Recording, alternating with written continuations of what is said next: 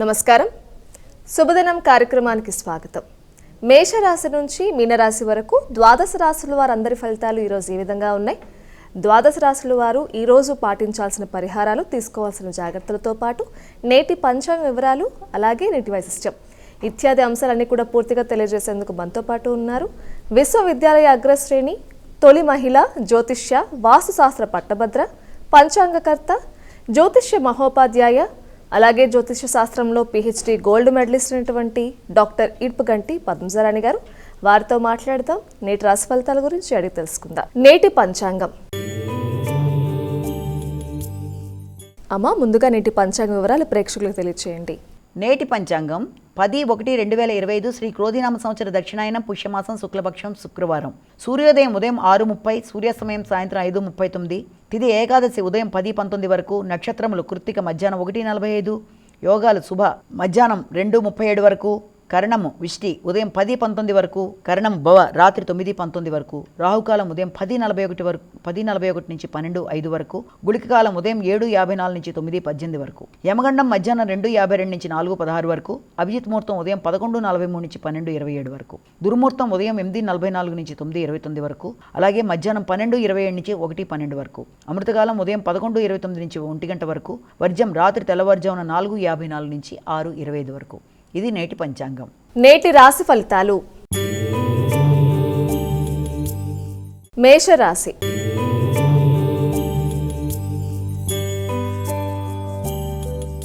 అమ్మ, మొదటి రాశి అయినటువంటి మేషరాశి వారికి ఈరోజు ఎలా ఉంది? మేషరాశి వారికి ఈ రోజున ఆర్థిక సంబంధమైన విషయాలు చాలా వరకు అనుకూలంగా ఉంటాయి. తండ్రికి సంబంధించి, అలాగే గురువులకు సంబంధించిన ఆశీస్సులతోనూ, తర్వాత తండ్రి యొక్క సహకారంతో ఆర్థిక అంశాలు చాలా వరకు అనుకూలతల్ని ప్రాప్తింపజేస్తాయి. వృషభ రాశి.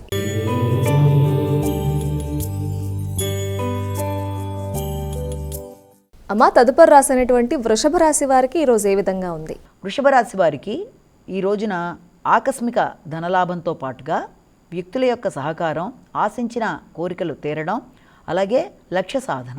మిథున రాశి.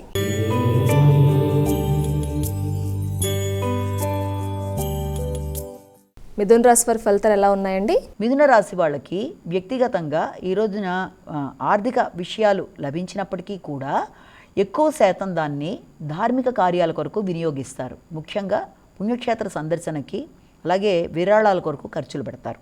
కర్కాటక రాశి.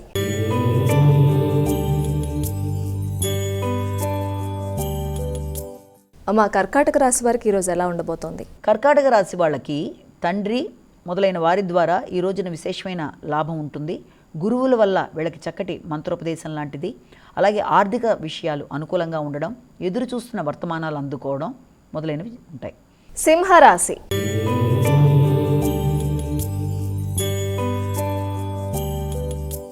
సింహరాశి వారికి ఈరోజు ఎలా ఉందండి? సింహరాశి వాళ్ళకి వృత్తికి సంబంధించిన విషయాలు చాలా వరకు అనుకూలంగా ఉంటాయి. ముఖ్యంగా సంతానానికి వృత్తి కొరకు చేసే ప్రయత్నాలు అనుకూలంగా ఉంటాయి. ఆ విషయంలో వ్యక్తుల సహకారం, తోడ్పాటు బాగుంటుంది. కన్యా రాశి.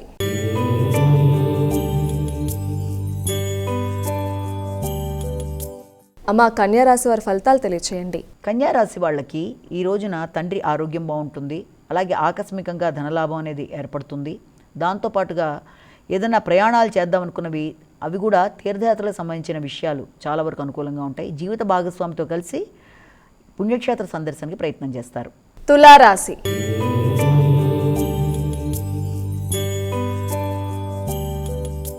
అమ్మ, తులారాశి వారికి ఈరోజు ఎలా ఉండబోతోంది?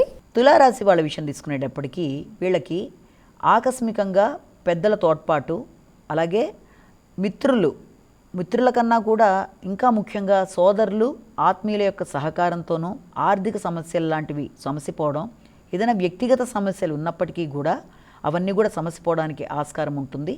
అలాగే చర్చలతో సమస్యల్ని సాధించుకుంటూ ముందుకెడతారు. వృశ్చిక రాశి.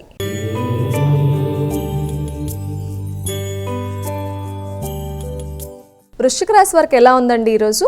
వృశ్చిక రాశి వాళ్ళ విషయం తీసుకునేటప్పటికీ వీళ్ళకి భాగస్వామికి అనుకూలతలు సిద్ధింప చేసే విధంగా ఈరోజు ఉంటుంది. ముఖ్యంగా ఆర్థికంగా వారికి పరిపుష్టి ఏర్పడుతుంది. అలాగే మీకు వ్యక్తిగతంగా సంఘంలో గుర్తింపు, గౌరవం, ఎదురు చూసిన వర్తమానాలు అందుకోవడం, ఆగుతూ వచ్చిన కార్యక్రమాలు ముందుకెడతాయి. ధనస్సు రాశి.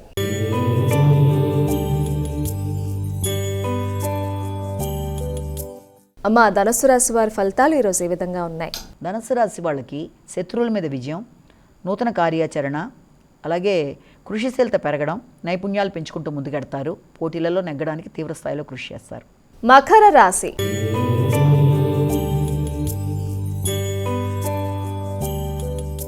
మకర రాశి వారి రాశి ఫలితాలు తెలియచేయండి. సంతాన వర్గం అనుకూలంగా ఉంటుంది.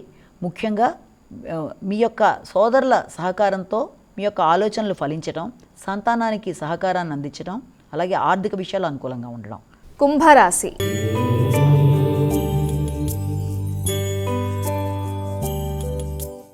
మా కుంభరాశి వారికి ఈరోజు ఎలా ఉండబోతోంది? కుంభరాశి వాళ్ళకి ఆశించిన ఫలితాలు చాలా వరకు అనుకూలంగా ఉంటాయి. ఎదురు చూసిన సమాచారాన్ని అందుకుంటారు. ఆర్థిక విషయాలు అనుకూలతతో పాటుగా అనుకోని వ్యక్తుల సహకారం, అలాగే అనుకోని చోట్ల పెట్టుబడులు, లాభాలు మొదలైనవి ఏర్పడతాయి. మీనరాశి.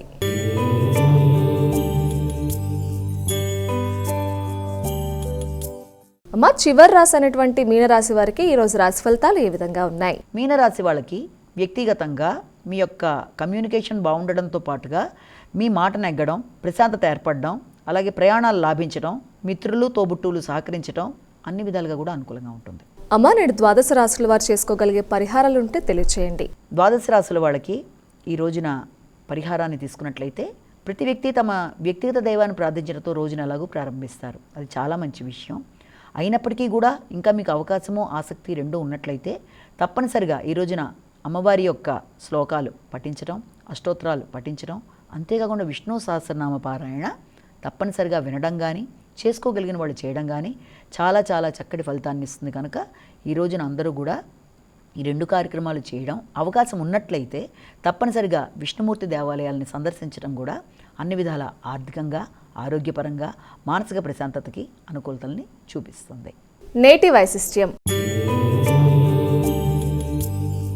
నేటి వైశిష్యంలో భాగంగా ఈ రోజున మనం 26వ పాసురం మాలే మణివన్న అంటూ ప్రారంభమయ్యే ఈ యొక్క 26వ పాసురం గురించి, దాని యొక్క అర్థం, దాని యొక్క అంతరార్థం కొంతవరకైనా తెలుసుకోవడానికి ఈ తక్కువ సమయంలో ప్రయత్నం చేద్దాం.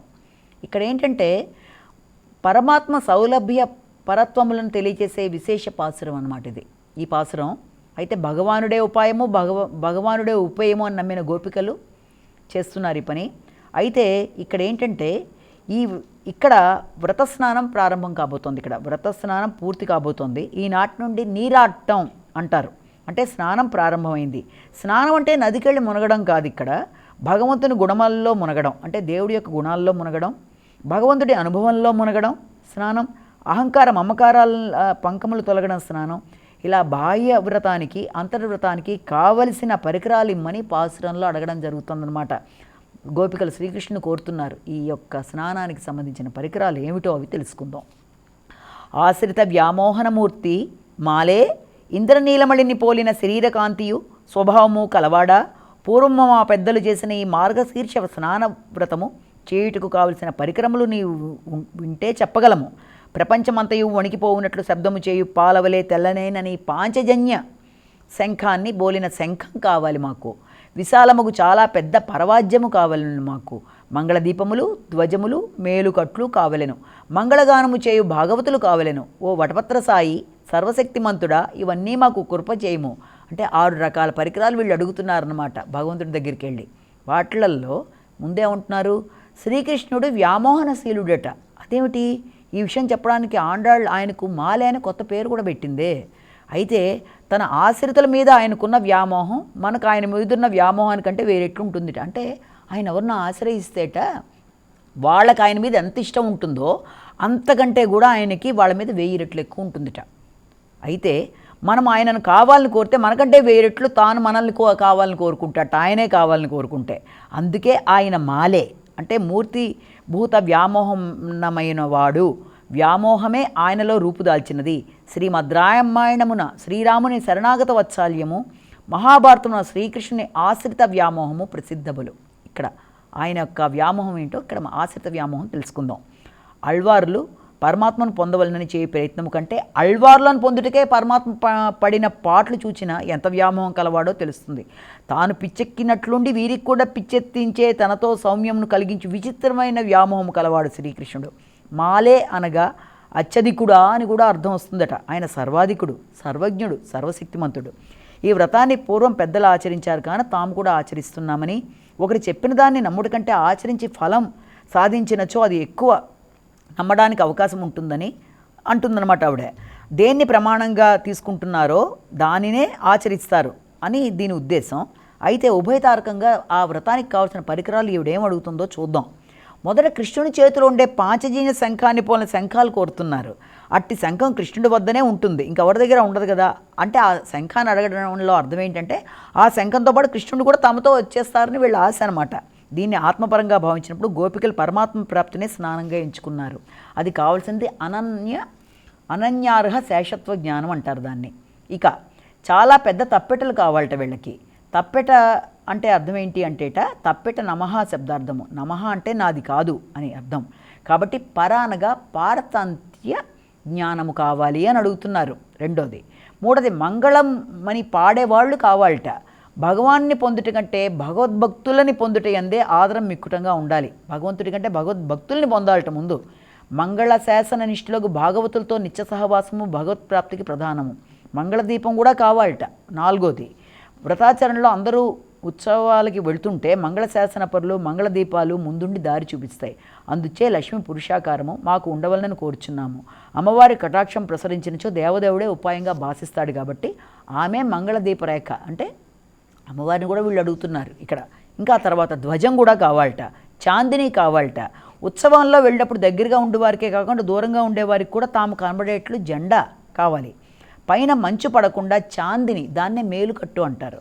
చాందిని కావలెనుట. వేదత్రయమూర్తి గరుడు శ్రీమన్నారాయణకు ధ్వజము చాందిని కూడా అవుతాడు. ఎవరింతకీ గరుడుడే ధ్వజమును, ఆయన ఈయనకి చాందిని అనగా భగవంతుని వహించు శబ్దమైన ఆ గరుడుని ప్రసాదించమని కోరు. అంటే అమ్మవారు కావాలి, అయ్యవారు కావాలి, శంఖం కావాలి, అలాగే గరుడు కావాలి, భాగవతులు కావాలి, మంగళం. అంటే ఎంత విశేషమైన విషయాలు అడుగుతున్నారు వీళ్ళు. ప్రసాదించమని కోరుతున్నారు. అనగా భగవంతుని వహించు గరుడిని కూడా ప్రసాదించమని కోరుచున్నారు. చాంద్రి ఎట్లు పైన మంచు పడకుండా వారించును అట్లే సేవలో భోక్తృత్వ బుద్ధి మనల్ని ఆవరించకుండా కాపాడాలని అనంతుని శేషుణ్ణి కోరుతున్నారట.